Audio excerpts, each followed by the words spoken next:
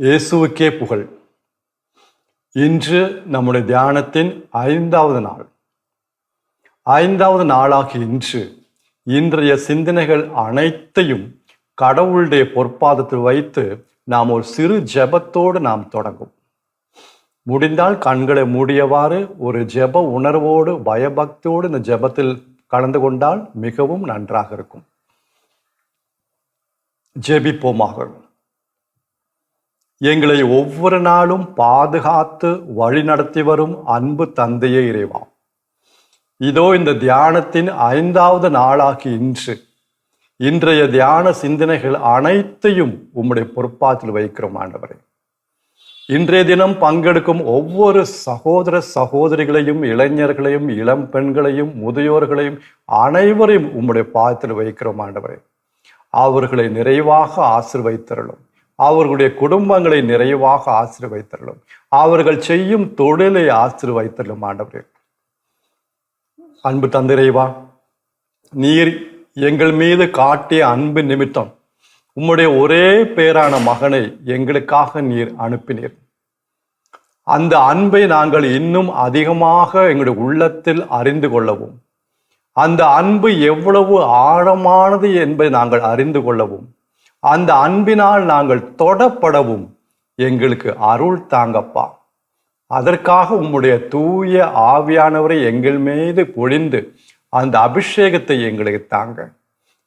அன்பிறைவா, இதோ எங்களுடைய ஜெபத்தையெல்லாம் நீர் கேட்கிறேன். இன்றைய வார்த்தையின் வழியாக எங்களோடு பேசும் ஆண்டவரே. இந்த வார்த்தையின் வழியாக உம்முடைய அன்பு எங்களுடைய உள்ளத்தில் ஊடுருவ வேண்டும் அன்பிறைவா. அதற்காக எங்களுக்கு கிருபை செய்யும். இந்த மன்றாட்டுக்களை எல்லாம் எங்கள் ஆண்டவராகிய இயேசு கிறிஸ்து வழியாக உம்மை மன்றாடுகிறோம். ஆமென்.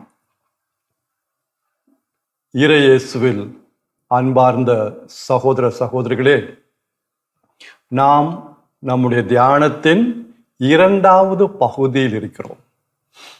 இந்த 2வது பகுதி எதை குறித்து என்றால், ஆண்டவராகிய இயேசு கிறிஸ்துவின் சிலுவை மரணத்தை குறித்து சில அடிப்படையான அடிப்படையான சில காரியங்களை நான் உங்களிடம் பகிர்ந்து கொள்கிறேன். வேற ஒன்றுமில்லை. நாம் எடுத்த மைய வசனங்கள் என்னது நமக்கு நல்லா தெரியும். மைய கருத்து எங்கிருந்து எடுத்தோம்? ரோமருக்கு எழுதிய திருமுகத்திலிருந்து எடுத்தோம். எந்த வசனம்? 3வது அதிகாரம் 23வது வசனத்திலிருந்து 25வது வசனம் முடிய. ஏன் அது மீண்டும் மீண்டும் சொல்லுகிறேன் என்றால், இதுதான் அந்த மைய கருத்து இந்த வசனங்கள் அடங்கி இருக்கு. அதுக்காகத்தான். அப்ப 23வது வசனம் என்ன?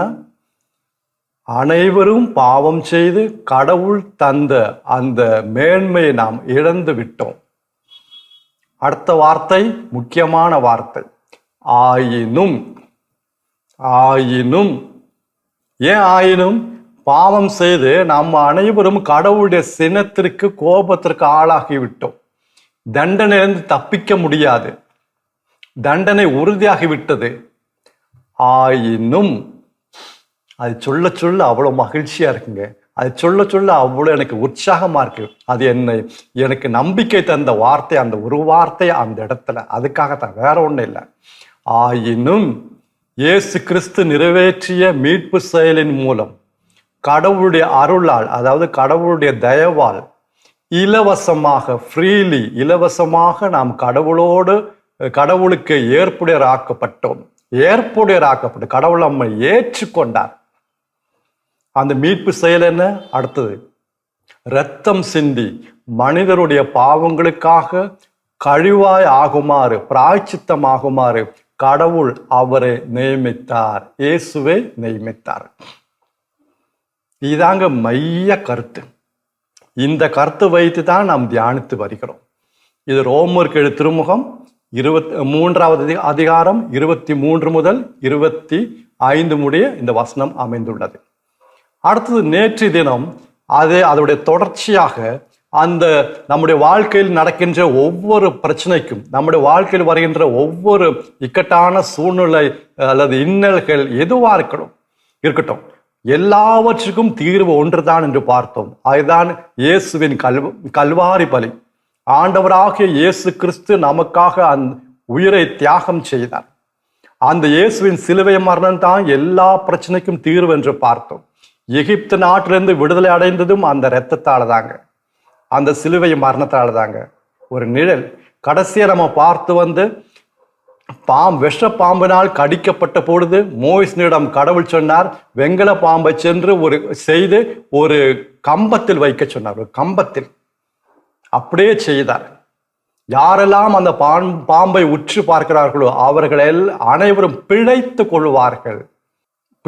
அந்த வார்த்தை மிக முக்கியமானது, பிழைத்து கொள்வார்கள். இந்த பகுதி எங்க வருது என்றால் எண்ணிக்கை ஆகமம், த புக் ஆஃப் நம்பர்ஸ், எண்ணிக்கை ஆகமம் 21வது அதிகாரம் 5 முதல் 9 முடிய வசனங்கள். எண்ணிக்கை ஆகமம் 21வது அதிகாரம் 5 முதல் 9 முடிய வசனங்கள். யாரெல்லாம் அந்த வெண்கல பாம்பை பார்க்கிறார்களோ அவர்கள் பிழைத்து கொள்வார்கள். ஆண்டவராக இயேசு கிறிஸ்துவின் சிலுவை மரணத்தால் நாம் உயிர் பெற்றோம். நமக்கு வாழ்வு கிடைத்து விட்டது. எவ்வளவு நன்றி சொன்னாலும் பத்தாதுங்க, எவ்வளவு நன்றி சொன்னாலும். அன்பானவர்களே, இயேசு காட்டிய அந்த அன்பு நாம் சரியாக புரிந்து கொண்டால் நம்முடைய கிறிஸ்தவ வாழ்வு எங்கேயோ போயிருக்குங்க, எங்கேயோ போயிருக்கும். உண்மையான அன்பு என்றால் என்ன என்று சொல்லி தந்தவர் இயேசுங்க. மீண்டும் கூறுகிறேன், உண்மையான அன்பு என்றால் என்ன என்று சொல்லி தந்தவர் நம்முடைய ஆண்டவராகிய இயேசு கிறிஸ்து.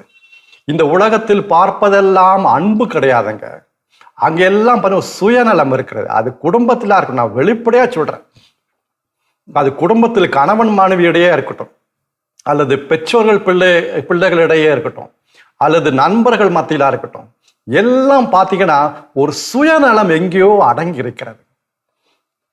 ஆனா உண்மையான அன்பு என்றால் என்ன என்று சொல்லி தந்தவர், காட்டியவர் ஆண்டவராக இயேசு கிறிஸ்து. குறிப்பாக சிலுவை. இந்த 1 கொரிந்தியர் 13வது அதிகாரத்துல 4 முதல் 8 முடிய வசனங்கள்ல, 1 கொரிந்தியர் 13வது அதிகாரத்துல வசனங்கள் 4 முதல் 8 முடிய வசனங்கள்ல அன்புனா என்ன பவுலடிகளார் தூய ஆவியின் தூண்டுதலால் அங்க எழுதியிருக்கார். நமக்கு அனைவருக்கும் பழக்கமுள்ள வசனங்கள்.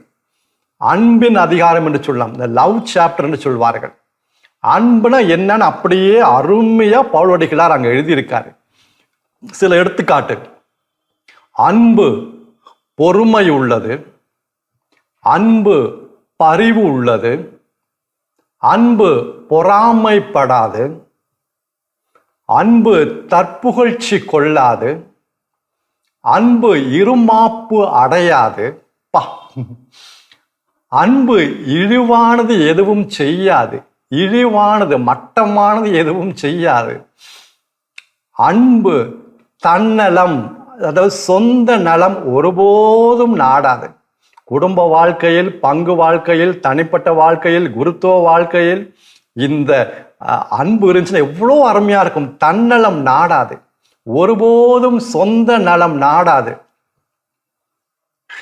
எனக்கு என்ன கிடைக்கும், இதனால எனக்கு என்ன லாபம், எங்க பார்த்தாலும் உலகத்துல இதுதாங்க. எனக்கு என்ன கிடைக்கும், எனக்கு என்ன லாபம், இதனால எனக்கு என்ன லாபம். கோவில் சம்மந்தமா ஆவிக்குரிய வாழ்க்கையில இருக்கட்டும், உலக சம்மந்தமான வாழ்க்கையில இருக்கட்டும், எங்குமே எனக்கு என்ன லாபம். ஒரு முறை சில மாணவர்கள்லாம் பாவ சங்கீதம் செய்ய வந்தார்கள். பாவத்தை அறிக்கையிட்டு கடவுள்கிட்ட மன்னிப்பு கேட்க வந்தார்கள். அப்போது நான் கேட்டேன், என்னப்பா இப்போ இவ்வளோ பேர் வந்திருக்கீங்க, என்ன விஷயம்? இல்லை ஃபாதர், சில ஆண்டுகள் முன்னாடி நடந்தது. இல்லை ஃபாதர், முழாண்டு தேர்வு வந்துருச்சுல, முழாண்டு தேர்வு வந்துச்சு. அதுக்கும் முழாண்டு தேர்வுக்கும் பாவசனை செய்யறதுக்கும் பாவத்தை அறிக்கிறதுக்கு என்னப்பா சம்பந்தம்? இல்ல, பாவத்தை அறிக்கைட்டு மன்னிப்பு கேட்டா நிறைய மார்க் கிடைக்கும். ஆவிக்குரிய வாழ்க்கையில பாருங்க, எனக்கு என்ன கிடைக்கும், எனக்கு எவ்வளவு கிடைக்கும்? அன்பு தன்னலம், அதாவது சொந்த நலம் ஒருபோதும் நாடாதுங்க. எரிச்சலுக்கு இடம் கூடாது. எங்க பார்த்தாலும் எரிச்சல் படுறாங்க. யாராவது ஏதாவது சொன்னா போதும், செய்தா போதும், கணவன் மனைவி பிள்ளைங்க பெற்றோர்கள் சொந்தக்காரங்க நண்பர்கள் வேற ஏதாவது சொன்ன போதும் எரிச்சல். எரிச்சலுக்கு இடம் கூடாது. தீங்கு நினையாது, அது சிந்தனையில கூட கிடையாதான். தீங்கு நினையாது. மற்றவங்களுக்கு ஏதாவது தீங்கு செய்யணும், தீங்கு வரணும், அது சிந்தனையில போல கிடையாது. சிந்தனையில கூட கிடையாது. இதுதாங்க உண்மையான அன்பு. அதோட நிறுத்தவில்லை, இன்னொன்று அருமையானது ஒன்று உண்டு. அன்பு அனைத்தையும் பொறுத்து கொள்ளும். அனைத்தையும் பொறுத்து கொள்ளும். இந்த அன்பு குடும்ப வாழ்க்கையில் இருந்துச்சுன்னா எவ்வளோ அருமையா இருக்கும். அனைத்தையும்னா அனைத்தும், எவ்வளோ காரியங்கள், அனைத்து காரியங்களும் அனைத்தையும் பொறுத்து கொள்ளும். ஆண்டவராக இயேசு கிறிஸ்துவோட வாழ்க்கையில் இது உண்மைங்க, 100க்கு 100 உண்மை.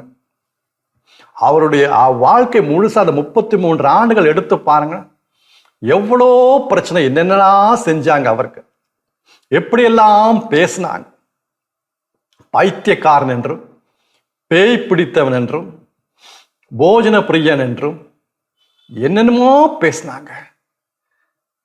சில நேரத்தில் அவங்க அவரை பிடிச்சிருந்தா என்ன சொல்லுவாங்க, யோசேப்பின் மகன் அல்லவா என்று சொன்னார்கள். அவர் மீது கோபம் வந்தப்ப அவங்க சொன்ன வார்த்தைகள் என்ன, இது மரியாளின் மகன் அல்லவா. ரெண்டுக்கும் எவ்வளோ வித்தியாசங்க. யூதர்கள் யோசேப்பின் அப்பா பேர் சொல்லி யோசேப்பின் மகன் சொல்றதுக்கு அது ஒரு நல்லது, அது ஒரு மேன்மையை காட்டுது. ஆனா மரியாளி அம்மா பேரை சொல்லி இது மரியாளின் மகன் அல்லவா என்று சொல்லும்போது அது ஒரு கெட்ட வார்த்தையோட மோசமானதுங்க. அதோட அர்த்தம் பச்சையா சொல்ல போனா, இவனுடைய அப்பா யாருன்னு தெரியாதுப்பா, இவனுடைய அப்பா யாருன்னு தெரியாது. சின்ன வயசுல இருந்தே இயேசு இது கேட்டிருப்பா. இது கிராமத்து வாழ்க்கை, அவரது கிராமத்துல பிறந்து வளர்ந்தவர். கிராமத்து மக்கள் நமக்கு தெரியும். சின்ன வயசுல இருந்தே இது கேட்டுத்தான் வராரு. எவ்வளவு வேதனை, எவ்வளவு வேதனை.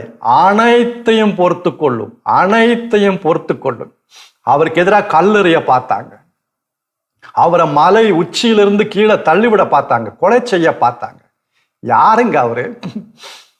கைகளால் நோயாளிகளை தொட்டு குணமாக்கியவர், தொழுநோயாளிகளை தொட்டு குணமாக்கியவர். நம்ம கூட தொழுநோயாளிகளை தொட ஒரு மாதிரி இருக்கும், அவர் தொட்டு குணமாக்கினார். 5000 பேருக்கு அப்பத்தை கொடுத்த கைகள், 5000 பேருக்கு அப்பத்தை கொடுத்த கைகள். அந்த கைகள் என்ன செஞ்சாங்க, 2 கைகளையும் சிலுவையில் ஆணியால் அடித்தார்கள். அடித்தார்கள். ஆனால் அனைத்தையும் பொறுத்து கொள்ளும், அனைத்தையும் தாங்கினார், அனைத்தையும் பொறுமையோடு தாங்கினார், அனைத்தையும் பொறுத்து கொள்ளும். இந்த உண்மையான அன்பு என்னவென்று நம்முடைய நாதர் இயேசுநாதர் சிலுவையில் நமக்கு காட்டினாருங்க. உண்மையான அன்பையே என்னன்னு தெரிஞ்சுக்கணும்னா சிலுவையை பார்க்கணும், வேற எங்கேயும் பார்க்காதுங்க. வேற எங்கேயோ இதயத்தை அன்பால் அன்பு ஊடுற மாதிரி படம் போட்டு அதெல்லாம் அங்க பார்க்காதீங்க. உண்மையான அன்பு சிலுவைங்க. அவர் இந்த அவரு தம்மையே வெறுமையாக்கினார் சிலுவையில். அதாவது எலுமிச்சை பழம் பிழியும் போது ஜூஸ் போட்டோம்னா எலுமிச்சை பழத்தை பிழியும் பார்த்துருக்கீங்களா? அது பிழிய அதுக்குள்ள இருக்கிற சாறு எல்லாம் வந்துடும், வெளியே எடுத்துருவோம். அப்புறம் பார்த்தா சக்கை, அந்த தோல் மட்டும்தான் இருக்கும், அதுல சாறு கிடையாது. அப்படியே பிழிஞ்சு பிழிஞ்சு பிழிஞ்சு எடுப்போம். நம்ம சில பேர் பிழிஞ்சிட்டே இருப்பாங்க. அது எல்லாம் அதுல சக்கை தோல் மட்டும்தான் இருக்கும். அதே மாதிரி இயேசு ஆண்டவராகி இயேசு கிறிஸ்து தம்முடைய வாழ்வு முழுவதும் நமக்காக தந்தார். அவருடைய உடலிருந்து இரத்தமும் தண்ணீரும் கொட்டியது, பிழிஞ்சு நமக்கு தந்துட்டாரு, முழுமையாக தந்தார், முழுமையாக அன்பை கொட்டினார். அன்பு காட்டியது மட்டுமல்ல, அன்பை அப்படியே கொட்டினார். அந்த இரத்தமும் தண்ணீர் அப்படியே கொட்டினார். இனிமேல் பிழியறதுக்கு ஒண்ணுமே இல்லை. தம்மையே வெறுமையாக்கினார். He emptied himself. என்ன ஒரு அன்பு! இந்த அன்பு ஏங்க நம்முடைய உள்ளத்தை ஊடுருவ மாட்டேங்குது? நமக்கு இது பெருசா தெரிய மாட்டேங்குது. அதுதான், வேற ஒண்ணும் இல்லை. அன்பானவர்களே, ஆண்டவராக இயேசு கிறிஸ்து சொன்ன வார்த்தைகள் பாருங்களேன். நண்பர்களுக்காக உயிரை கொடுப்பதை விட மேலான அன்பு இல்லை என்று சொன்னார். நாம் அனைவரும் இதை கேட்டிருக்கிறோம், பல முறை கேட்டிருக்கிறோம். நண்பர்களுக்கு, ஒருவன் தன்னுடைய நண்பர்களுக்காக உயிரை கொடுப்பதை விட மேலான அன்பு இல்லை, உயர்ந்த அன்பு இல்லை என்று சொன்னார். ஆனால் நாம் நண்பர்களா? அவர் நமக்காக உயிரை கொடுத்த நம்ம அவருடைய நண்பர்களா இருந்தோமா? எங்க நண்பர்களா இருந்தோம்? பைபிள் சொல்லுகிறது பகைவர்கள். பகைவர்கள். ரோமேயர் 5வது அதிகாரம் 10வது வசனம். எல்லாம் ரோமேயர் நம்ம போன முறை நாம் படித்தோம். ஆவியானவருடைய தூண்டுதலால் அது எனக்கு எடுக்க அது மனசு வந்துச்சு. அவர் தூண்டுதல் கொடுத்த இன்ஸ்பிரேஷன். இப்பதான் புரியுது ஏன் ஆவியானவர் அந்த தூண்டுதலை கொடுத்தாருன்னு. ரோமேயருக்கு எழுதிய திருமுகம் 5வது அதிகாரம் 10வது வசனம். நாம் பகைவர்களாக இருந்த பொழுதே கடவுள் தம்முடைய ஒரே மகனை அனுப்பி நமக்காக உயிரை கொடுத்ததால் நாம் கடவுளோடு ஒப்புரவானோம். நாம் பகைவர்களாக இருந்த பொழுது, நண்பர்கள் அல்ல, நாம் பகைவர்களாக இருந்த பொழுது தம்முடைய மகன் நமக்காக உயிரை கொடுத்ததால் நாம் கடவுளோடு ஒப்புரவானோம். reconciled with God. பகைவர்களாக இருக்கும்போது. இப்ப நீங்க கேட்கலாம், என்ன ஃபாதர், நம்ம எப்போ நம்ம கடவுளுக்கு பகைவர்களாக இருந்தோம்? அப்படி ஒன்றும் இருந்தது இல்லையே. நம்ம கேட்கலாம். அதுக்காக தான் ரோமேயர் படித்தோம். இப்படியெல்லாம் கேள்வி வரும், இப்படியெல்லாம் சந்தேகம் வரும், இப்படியெல்லாம் நம்ம கேட்போன்னு கடவுளுக்கு தெரியும். அதனால தான் கடவுள் அந்த ரோமேயருக்கு கடிதம் நல்லா படிக்க சொன்னார்.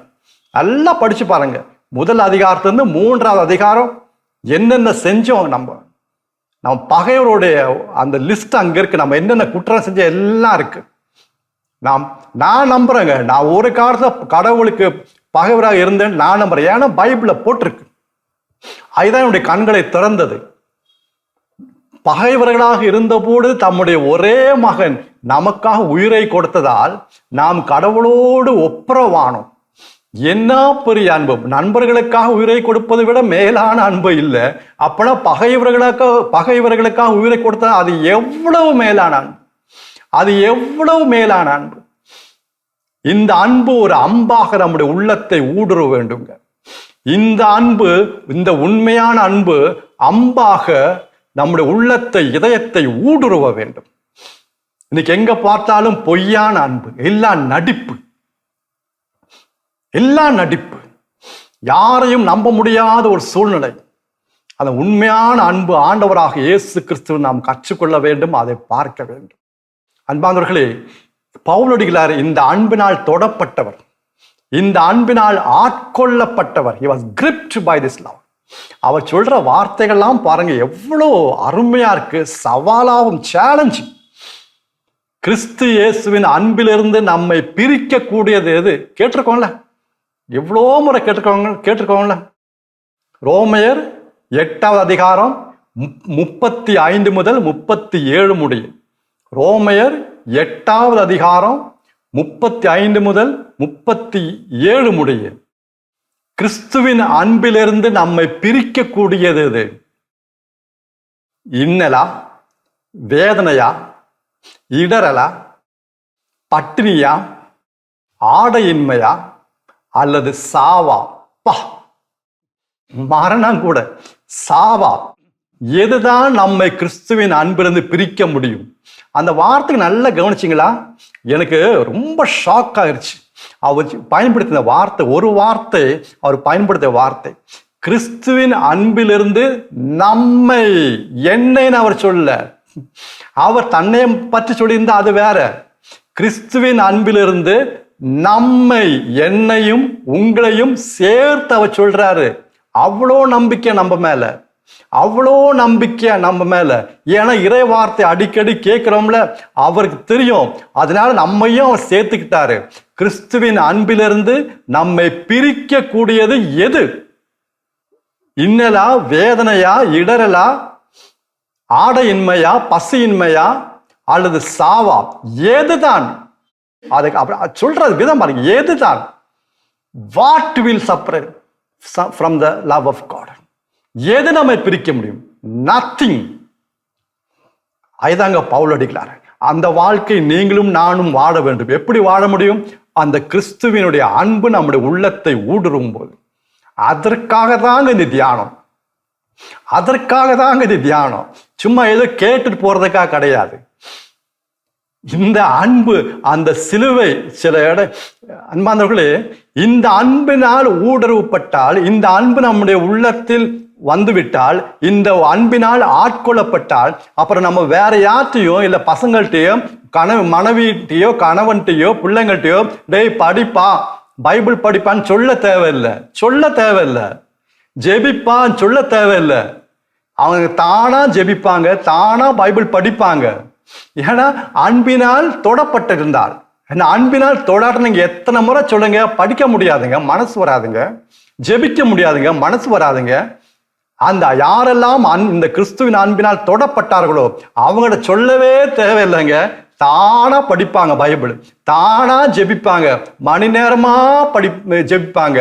அந்த அன்பு அவங்க உள்ளத்தை ஊடுருவும் போது, அன்பான சகோதர சகோதரி, அந்த சிலுவையை பார்க்கும்போது அவ்வளோ நம்பிக்கை நமக்கு தருகிறது. அந்த சிலுவையை பார்க்கும் பொழுது அவ்வளோ புத்துணர்ச்சி நமக்கு தருகிறது. ஒரு சிலர்லாம் சொல்லுவாங்க, நான் கேள்விப்பட்டிருக்கேன், ஏங்க உங்க வீட்டுல சிலுவை இருக்கா? சிலுவை சின்ன வச்சிருக்கீங்களா? ஐயோ, வாழ்க்கையில குடும்பத்துல 1008 பிரச்சனை, அதுல வேற இந்த சிலுவையை பார்த்து முழிக்கணுமா? ஐயோ,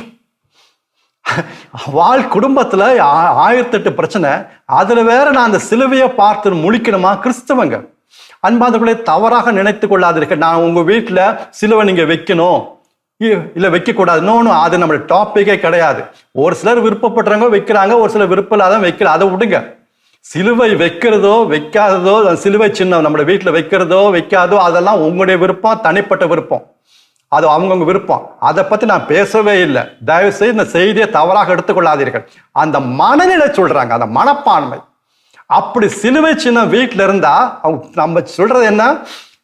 வாழ்க்கையில குடும்பத்துல ஏகப்பட்ட பிரச்சனை, அதுல வேற இந்த சிலுவையை பார்த்து நம்ம முழிக்கணுமா? அந்த சிலுவை என்னன்னு தெரியுமா நமக்கு? அந்த சிலுவையினால தாங்க இன்னைக்கு உயிர் வாழ்றோம். அந்த சிலுவையினால தாங்க இன்னைக்கு நம்ம உயிர் வாழ்ந்துட்டு இருக்கோம். அன்பாதவர்கள், அவ்வளவு மனசு வேதனை. நோ, சிலுவை வைக்க சொல்ல, சிலுவையை வைக்க கூடாதுன்னு சொல்ல, அதை பத்தியே நான் பேசல.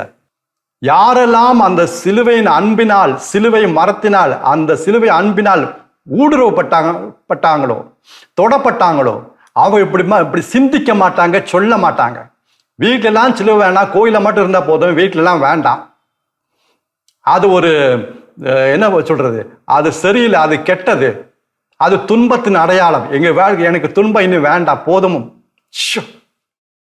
அன்பான சகோதர சகோதரிகளே, உண்மையான அன்பு அந்த சிலுவை மரத்தில் பார்க்கும்போது தாங்க நமக்கு தெரியும்.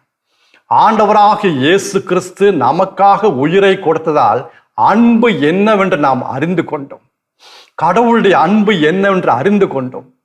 என்னுடைய வாழ்க்கையில் அது அவ்வளவோ அந்த அன்பு ஊடுருவது, இன்னும் ஊடுருவ வேண்டும். நான் ஆவியானவரை ஜெபிக்கிறேன், ஆவியானவரே உம்முடைய அன்பு, அந்த கடவுளுடைய அன்பினால் என்னை நிரப்பும்.